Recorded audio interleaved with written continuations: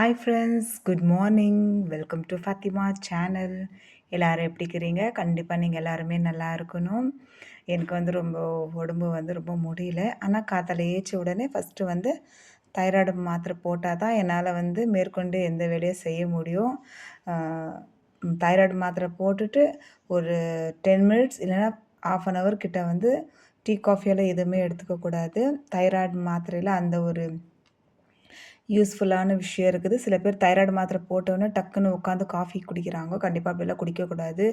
½ an hour, 1 hour கிட்டாவது thyroid மாத்திரை போட்டு gap விடணும். தைராய்டு மாத்திரை போட்டுக்கின பிறகு தான் நம்மளுக்கு கொஞ்சம் உடம்பு ரொம்ப ஆக்டிவாக இருக்கும். டக்குன்னு காஃபியோ, டீயோ, ஜூஸோ எதுவுமே குடிக்கக்கூடாது. ஒரு நாளைக்கு ஒரு மாத்திரை கண்டிப்பாக போட்டே போடணும் ஃப்ரெண்ட்ஸ். மறந்துட்டு இருந்தீங்கன்னா கண்டிப்பாக டேப்லெட் போட்டு ½ அன் ஹவர் கழிச்சு தான் நீங்கள் டீ, காஃபியை குடிக்கணும். அதுக்கப்புறம் எனக்கு சாட்டர்டேன்றதுனால பசங்களுக்கெல்லாம் டிஃபன் கட்டல. எங்கள் வீட்டுக்காரருடைய ஃப்ரெண்ட்ஸுங்களுக்கு மாத்திரம். ஏன்னா ரேஷன் அரிசியில் கொஞ்சம் குழ குழன்னு சாஃப்டாக அவங்களுக்கு ரேஷன் அரிசியில் செஞ்சு கொடுமான்னு சொல்லிட்டு கேட்டிருந்தாரு. அதனால் ரேஷன் கூப்பனில் போடுறாங்க இல்லைங்களா, அந்த அரிசி தான் நான் இப்போது உங்களுக்கு எப்படி செய்யலாம், வெஜிடபிள்ஸ் ஆல்ரெடி நான் செஞ்சு காமிச்சிருக்கிறேன்.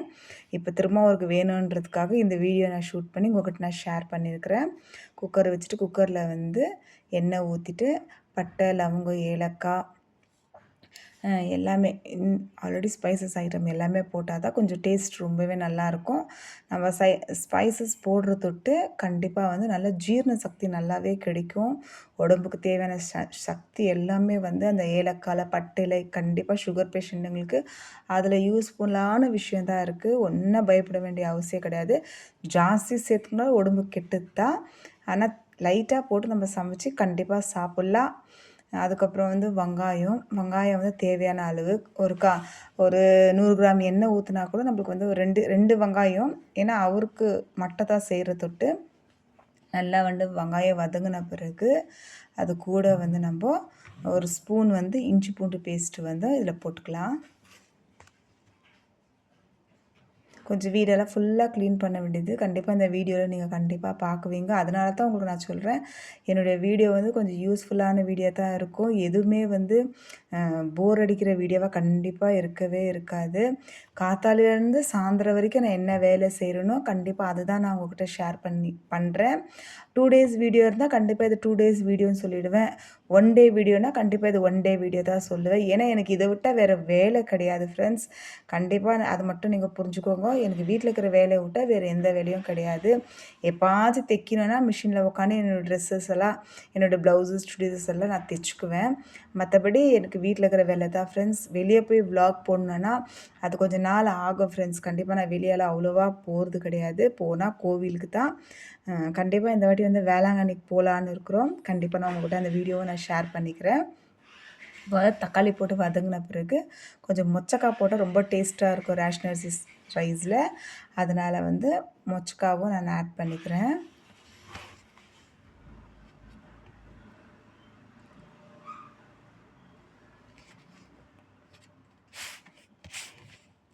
கொஞ்சமாக மிளகாத்தூள்,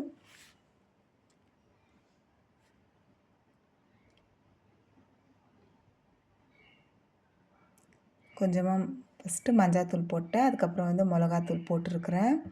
2 ஸ்பூனு தனியாத்தூள். தனியாத்தூள் 2 ஸ்பூன்னா மிளகாத்தூள் 1 ஸ்பூன், அரை ஸ்பூன் மஞ்சாத்தூள் போட்டுக்கோங்க.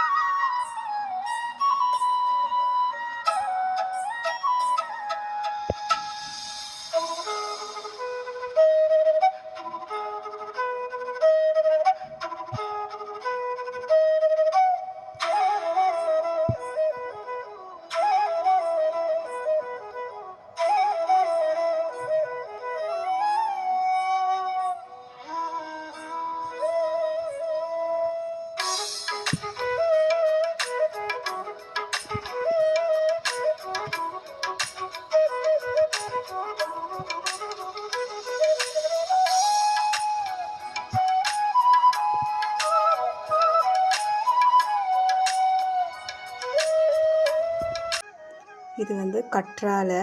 எனக்கு வந்து கொஞ்சம் வயிறு வலி ஜாஸ்தி இருக்குது.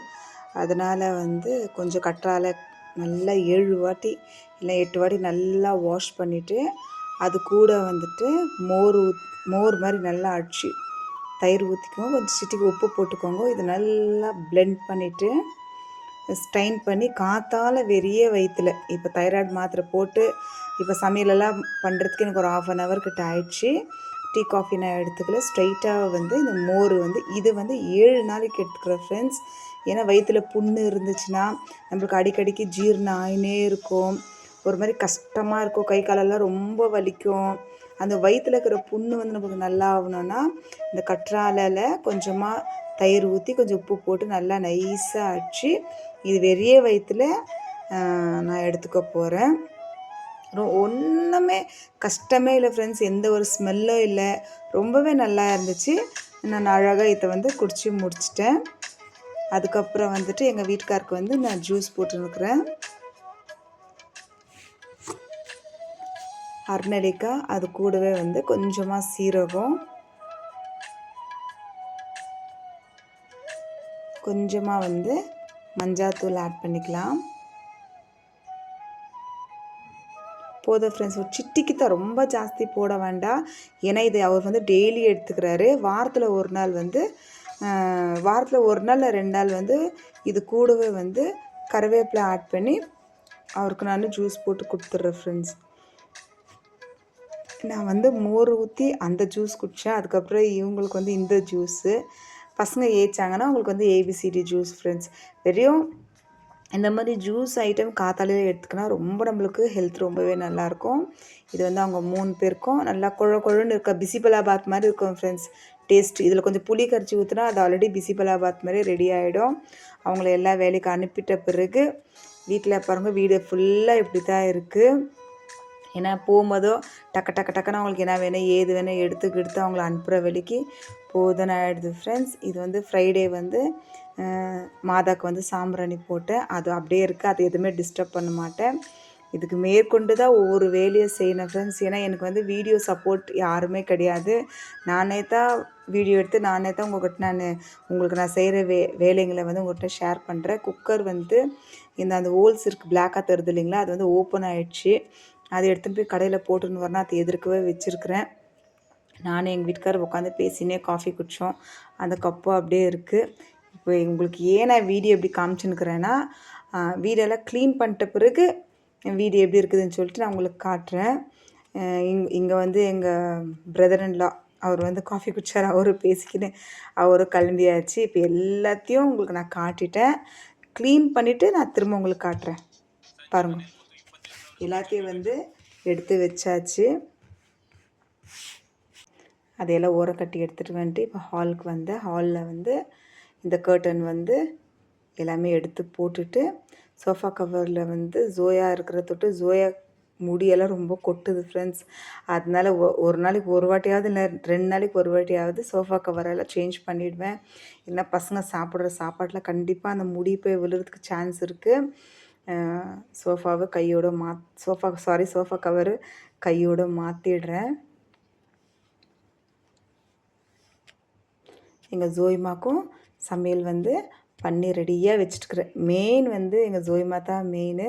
இந்த கிச்சன் நீங்கள் வச்சுருந்தேன் இல்லைங்களா, அது எல்லாத்தையுமே எடுத்துகிட்டு அங்கே வாஷ் பண்ணிடலான்ட்டு இப்போ நம்மளால் முடிஞ்ச அளவுக்கு கை கெட்டுற தூர அளவுக்கு வந்து க்ளீன் பண்ணிவிடுவேன்.